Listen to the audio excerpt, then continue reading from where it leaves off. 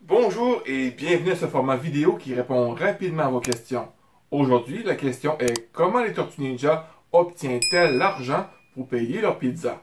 La réponse est en fait assez complexe. Il est clair que les Tortues Ninja doivent avoir une source de revenus, bien qu'un bon nombre de leurs biens soient fabriqués à la main. Des choses comme la nourriture nécessiteraient certainement de l'argent. Toute cette pizza peut difficilement être gratuite. Alors où trouvent-ils de l'argent? Tout d'abord, rappelez-vous que le besoin d'argent des Tortues Ninja est vraiment très faible.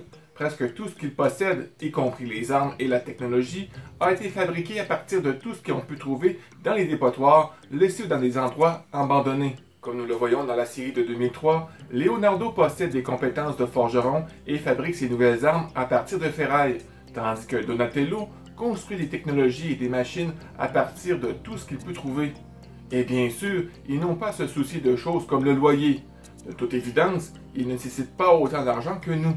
Dans les bandes dessinées et diverses séries, nous voyons Splinter et les Tortues Ninja parcourir les égouts, les dépotoirs et les bennes à ordures à la recherche d'objets utiles.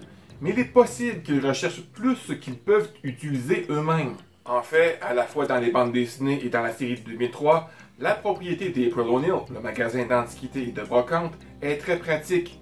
Il semble donc tout à fait possible que nos mutants favoris trouvent et réparent tout ce qui pourrait bien se vendre, puis le livrent à leurs amis humains en échange d'une part des bénéfices. Dans le blog du co-créateur des Tortues Ninja, Peter Laird, il mentionne sur ce sujet le 21 octobre 2014. Vous vous souvenez peut-être que dans certains premiers numéros du volume 4 des Tortues Ninja, j'ai fait découvrir aux tortues dans un coin obscur du métro une vieille voiture blindée contenant de l'argent.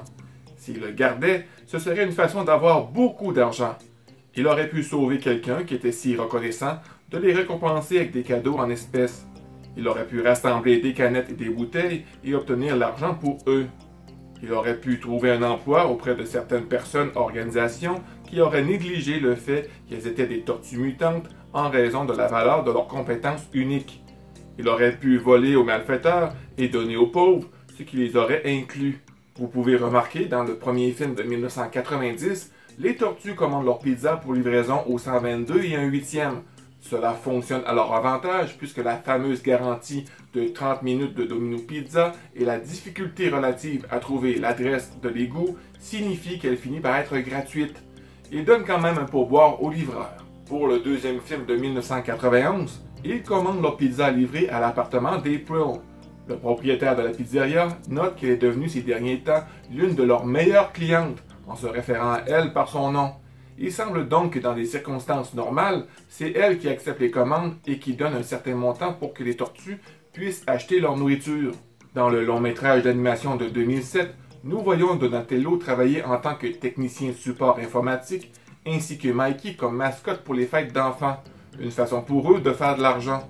Il est possible pendant que Ralph joue les justiciers qu'ils fassent les poches des malfaiteurs. Dans la série d'IDW, il semble largement compter sur April ou Casey Jones ou leur ami Woody qui travaillent dans une pizzeria pour leur alimentation. Toutefois, pour la série de 2012, les Tortues Ninja aident un propriétaire aveugle d'un restaurant qui est menacé pour l'argent de la protection par les Dragons Pourpres et le Foot Clan. Par la suite, le restaurateur, pour être reconnaissant, leur offre régulièrement de la nourriture gratuite. Alors que certains discutent de la faisabilité du travail des tortues, il existe d'autres sources de revenus qui semblent être plus largement acceptées. Premièrement, il y a le simple fait que les tortues ramassent probablement toute la monnaie et les billets tombés qu'elles peuvent trouver.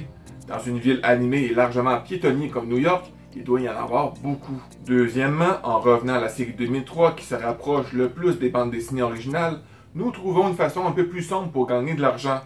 Bien qu'ils rendent toujours l'argent volé, comme on le voit dans l'épisode Think Change, dans un autre épisode, Touch and Go, il nous montre que les tortues parfois gardent l'argent trouvé sur les ennemis vaincus. Certes, dans ce cas particulier, ils en donnent la majeure partie à une vieille dame dans le besoin, mais vraisemblablement, ils ont déjà gardé une telle somme. Personne ne semble du tout choqué lorsque Michelangelo propose de garder l'argent prélevé sur les deux assassins qui avaient été payés pour l'attaquer lui et Splinter.